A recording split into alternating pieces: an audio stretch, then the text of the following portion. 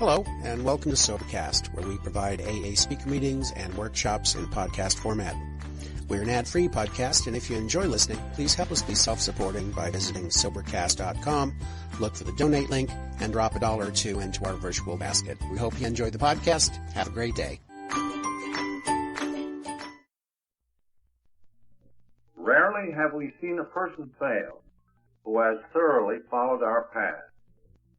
Those who do not recover are people who cannot or will not completely give themselves to this simple program. Usually men and women who are constitutionally incapable of being honest with themselves. There are such unfortunates. They are not at fault. They seem to have been born that way. They are naturally incapable of grasping and developing a manner of living which demands rigorous honesty. Their chances are less than average. There are those, too, who suffer from grave emotional and mental disorders, but many of them do recover if they have the capacity to be honest. Our stories disclose in a general way what we used to be like, what happened, and what we are like now. If you have decided you want what we have and are willing to go to any length to get it, then you are ready to take certain steps. At some of these we balked.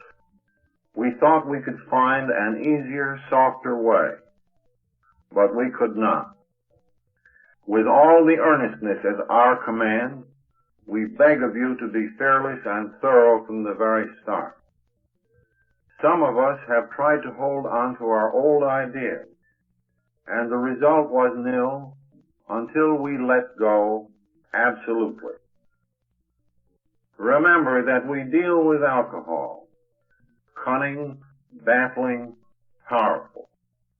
Without help, it is too much for us. But there is one who has all power. That one is God. May you find him now.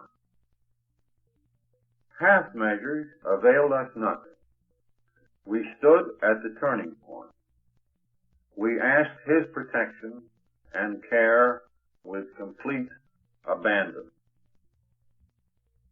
Here are the steps we took, which are suggested as a program of recovery. 1. We admitted we were powerless over alcohol, that our lives had become unmanageable. 2. Came to believe that a power greater than ourselves could restore us to sanity. 3. Made a decision to turn our will and our lives over to the care of God as we understood him. 4.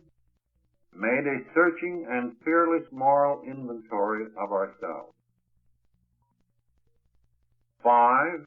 Admitted to God, to ourselves, and to another human being the exact nature of our wrongs. 6. Were entirely ready to have God remove all these defects of character. 7. Humbly asked him to remove our shortcomings. 8. Made a list of all persons we had harmed and became willing to make amends to them all. 9. Made direct amends to such people whenever possible, except when to do so would injure them or others. 10. Continued to take personal inventory, and when we were wrong, promptly admitted it. 11. Sought through prayer and meditation to improve our conscious contact with God as we understood him, praying only for the knowledge of his will for us and the power to carry that out. 12. Having had a spiritual awakening as the result of these steps, we tried to carry this message to alcoholics and to practice these principles in all our affairs. Many of us exclaimed, "What an order! I can't go through with it." Do not be discouraged. No one among us has been able to maintain anything like perfect adherence to these principles. We are not saints. The point is that we are willing to grow along spiritual lines. The principles we have set down are guides to progress. We claim spiritual progress rather than spiritual perfection.